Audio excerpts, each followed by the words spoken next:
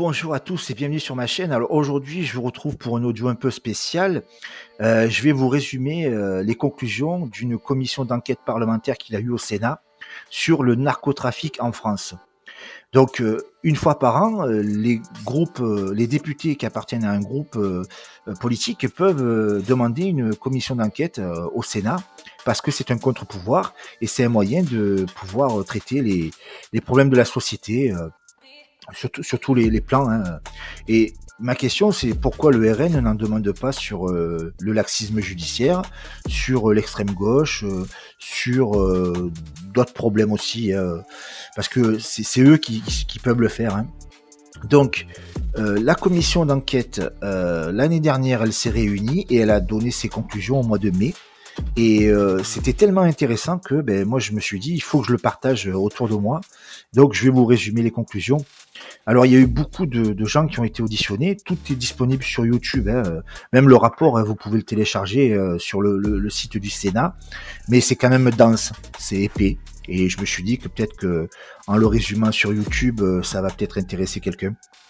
Donc vous n'êtes pas censé ignorer que maintenant, de partout en France, même dans les petits villages, il y a des trafics de drogue, des règlements de compte, ça va avec. Et l'insécurité, le sentiment d'insécurité. Donc ils ont une expression, d'abord ils le disent ouvertement, ils disent que maintenant, pas un territoire de la France n'y échappe, même les dom-toms, et ils appellent ça la France des sous-préfectures. J'ai trouvé ça sympa.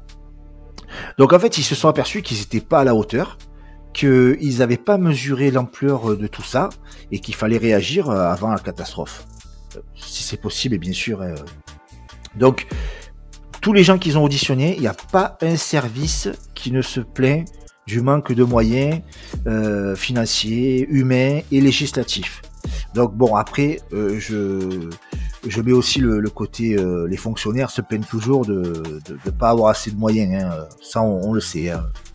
Donc actuellement, il n'y a pas une vision globale de la lutte contre le trafic de drogue. C'est-à-dire qu'ils s'intéressent à faire des petites affaires au niveau local, mais ils vont pas chercher à l'étranger, puisque les têtes de réseau sont à l'étranger. Ils mènent pas l'enquête jusqu'au bout, et c'est surtout ça qui serait important.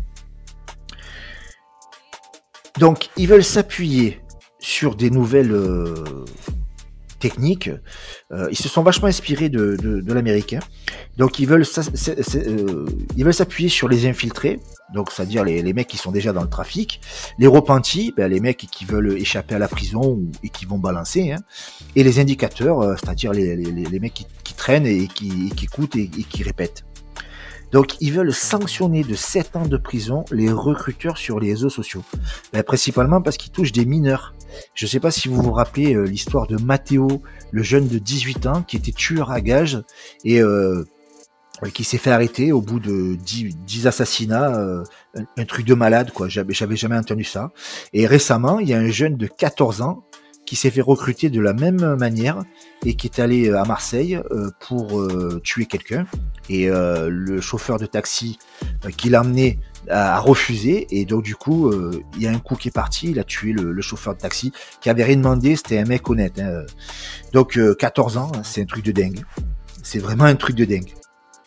Donc pour ça, ils veulent créer un parquet à l'américaine qui est inspiré du DEA. Drug Enforcement Administration, excusez-moi pour l'accent, c'est l'administration de lutte contre la drogue, mais ils veulent le faire à la française, comme pour le terrorisme ou la finance. Alors l'État pourrait financer tout ça avec l'argent saisi aux trafiquants. Alors je vous donne un exemple, ça fait péter les plombs. Donc pour 5 000 € de cocaïne investie, au bout d'1 an, vous avez gagné 1 million d'euros. C'est un truc démentiel. Donc tout cet argent-là, ils savent que les trafiquants en ont. Et ils veulent créer des enquêtes patrimoniales systématiques. C'est-à-dire qu'ils veulent s'intéresser à l'argent que la drogue arrive à faire. Et contre le blanchiment, et grâce aux petits commerces qui n'arrêtent pas de fermer, d'ouvrir, de changer de propriétaire. Hein, ça, on le voit de partout. Hein. Moi, ça, j'ai toujours vu des petits commerces, je citerai pas, mais vous connaissez vous aussi. Hein. Pour ça, ils veulent s'appuyer sur les maires parce que eux, ils sont plus près des communes. Et comme ça touche maintenant les petits villages, les maires connaissent mieux la population. Alors, ils ont parlé des opérations place nette. Vous savez, Darmanin, le ministre qui faisait son cinéma et qui disait ouais, on va faire une place nette là, on va faire une place nette là. Bon, mais demain on va aller fouiller telle cité, demain on fera telle ville. Bon, mais c'était téléphoné, donc évidemment, il faisait pas des grosses saisies. En fait, moi, je pense que c'était surtout de la com pour essayer de calmer la population, quoi.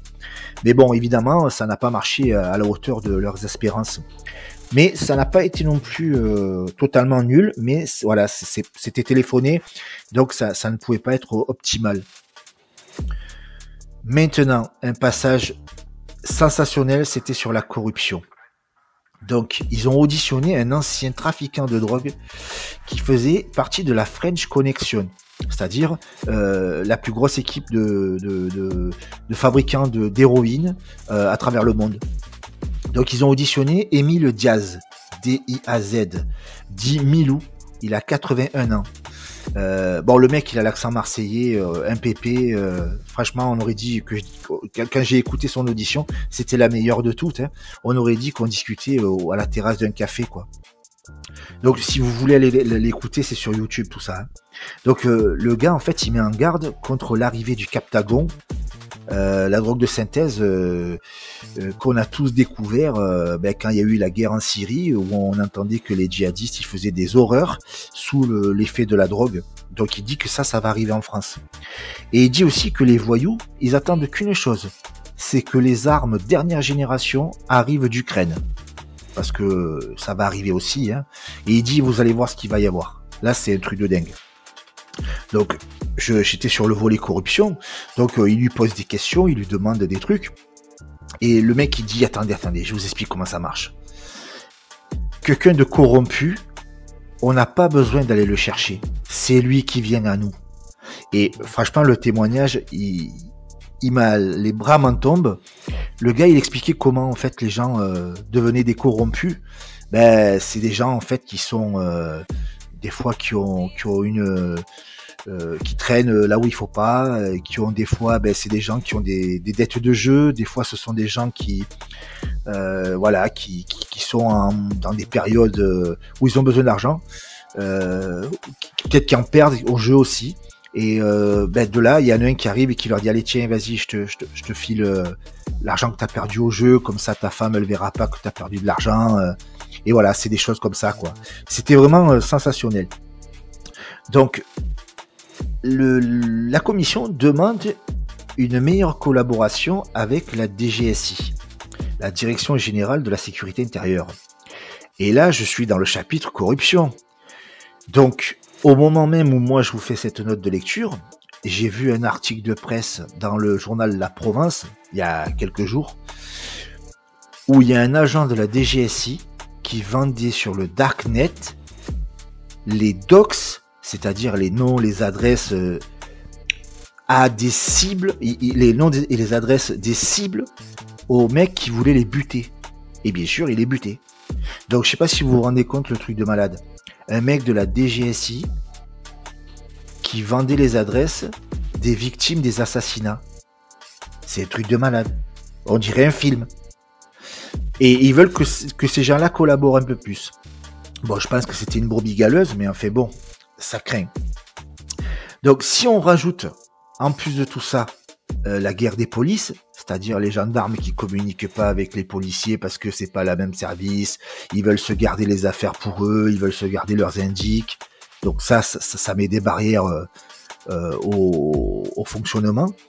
Si vous rajoutez en plus la mauvaise relation entre les juges qui appartiennent à des syndicats d'extrême gauche et les policiers qui eux appartiennent à des syndicats d'extrême droite, par exemple, vous voyez bien qu'on est mal barré. Tout ça, c'est un peu du blabla. Hein. C'est oui, on va faire comme ça en 4-4-2 et puis au final, voilà quoi.